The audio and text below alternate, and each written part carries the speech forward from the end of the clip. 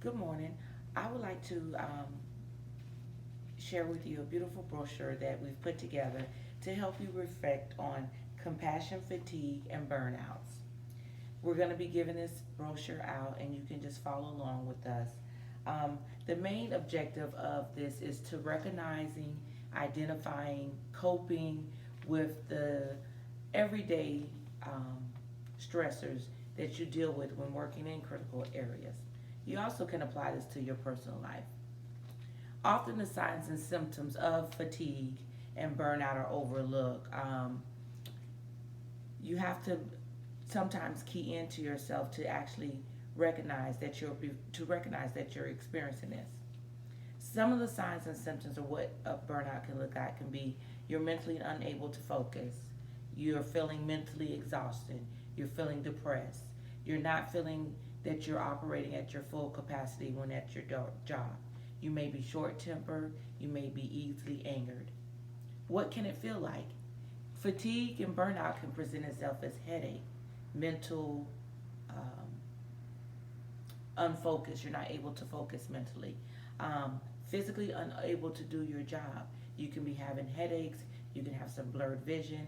It can present itself in many ways. But what you have to do is recognize it when you feel something that's not feeling right in your body. Identifying yourself. What is the cause of your fatigue and burnout? Are your resources limited at your workplace? Do you feel not competent in your expertise to be able to do your job competently? Are you a constant resource for others? Are people constantly drawing and pulling you in where you feel that you're not able to focus on the things that you need to do? When you're able to recognize these things and you're able to identify self in them, this is where you can start to cope with them because you know that you're experiencing it, you know the causes of it, and now you can focus on coping. You focus on one way that you can do with coping is to focus on things one at a time so that you don't feel overwhelmed and that your feelings are not overwhelmed. Learn how to meditate. Join a spiritual group. Take a piece of paper and simply journal what you're experiencing. What are the difficulties that is making you experience this burnout?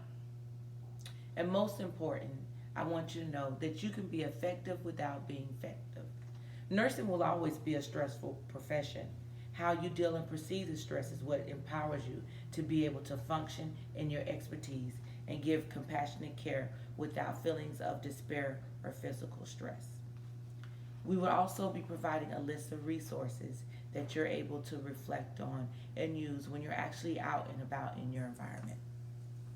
But I want you to take this brochure home with you so that you're able to recognize stress burnout, identify yourself, what it is that you could work on in yourself to help eliminate. And most important, when you've recognized, you've identified yourself, how you can cope with it. And all together, these three components will help you be an effective nurse. And in return, the patient have better outcomes. I'm Odia Morrison, and thank you.